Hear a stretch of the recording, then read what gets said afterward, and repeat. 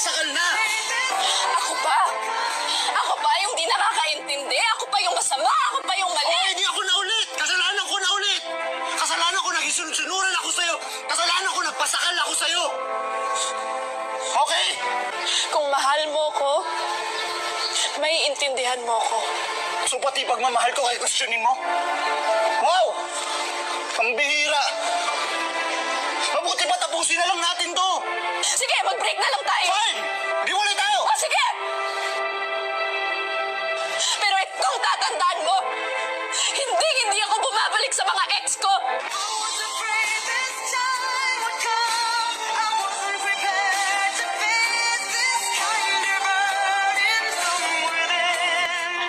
Patatanggap ko lahat dahil kaibigan mo ako eh. Oh yes, kaibigan mo ako. Kaibigan mo lang ako. And that's all I ever was to you, Ned. Your best friend. Nakuhan mo kung may problema ka. Nagkasunod, nagabigay ng advice, nag-enroll, nagagawa ng assignment, nagapagpatawa sa'yo kapag nalulungkot ka. Nagkatanggap ng kahit na ano. And I'm so the biggest mistake of falling in love with my best friend. Dahil kahit kailan, hindi mo naman ako makikita eh. Hindi nakinig sa akin. Nakiusap na ako sa'yo. Nakiusap na ako sa'yo na hanggat maaari, huwag ka na muna magtrabaho. Pero wala. Ano pinili mo? Mas pinili mo yung karir mo? Mas pinili mo yung trabaho? Yan buha ka lang yun ang karir mo. I chose to work para mabigyan ng magandang buhay anak Ano natin. Nasa na? Ha? Asa na? Meron na nga sana dati. Nasa na?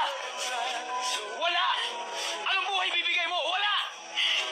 Hindi mo alam kung ano yung sinasabi mo dahil hindi mo naman pinagdaanan ko ano yung pinagdaanan ko.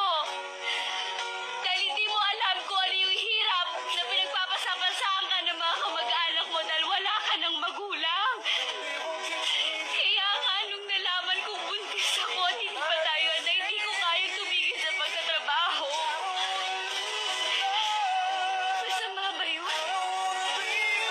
Masama ba na maghangad ako ng magandang buhay para sa anak ko? Paano hindi special yung ginagawa mo rin sa ibang babae yung bagay na yun, ha? Hindi ako tulad ng iba. Sinisave ko yung sarili ko para sa lalaking pakakasalan ko. Mamahalin ko buong buhay ko. Hindi tulad mo! Hindi tulad mo! Hindi tulad mo na parang laro lang sa'yo ng lahat! Dan, I'm sorry. I'm sorry kung nangyari yung hindi dapat mangyari.